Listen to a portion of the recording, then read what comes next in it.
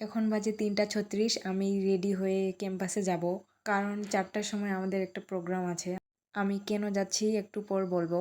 শুধু আমি না, আমার অনেক নতুন ফ্রেন্ড হয়েছে, তারাও আসবে।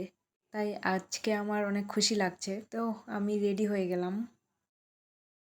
অ্যান্ড এটা কাঠগোলাপ, এটা আমি মাথায় দিব। এটা আমি ছাদ থেকে নিয়ে এসেছি। যাই হোক, আমি এখন বাইরে বের হলাম।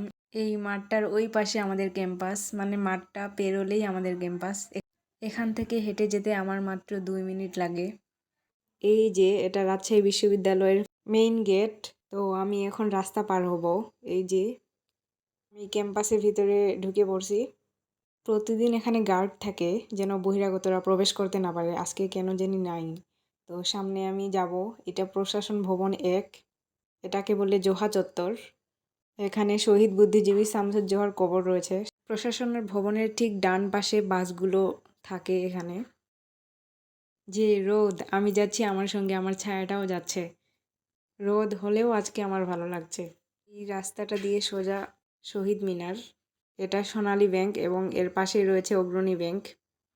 রাস্তার ঠিক ডান পাশে রয়েছে মসজিদ। এই পাশে রাজশাহী বিশ্ববিদ্যালয়ের স্টুডেন্টরা নিজেরাই বিজনেস দিয়েছে। আমি চলে যাচ্ছি কেন্দ্রীয় শহীদ মিনারে। এই যে দেখা যাচ্ছে শহীদ মিনারটা, সামনেই রয়েছে ফুচকার দোকান, এখানে সবাই আড্ডা দেয়। আমি টপার্স গাইডলাইনের এক্সাম পেজে ভর্তি ছিলাম, যেহেতু আমি চান্স পেয়েছি। তো আমাদের সবাইকে ডাকা হয়েছে উইশ করার জন্য। আমার নতুন ফ্রেন্ড হয়েছে, তো আমরা এখানে বসে ওয়েট করছি যতক্ষণ না পর্যন্ত টপার্স গাইডলাইন এর মেন্টর মাহাদি ভাই না আসে, ততক্ষণ পর্যন্ত আমরা এখানে বসেছিলাম। তো ফাইনালি চলে এসেছে এবং তারা ইন্টারভিউ নিচ্ছে একজনের।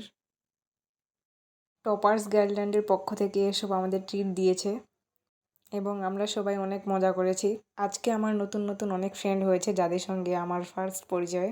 তো দিনটা খুব ভালো ছিল।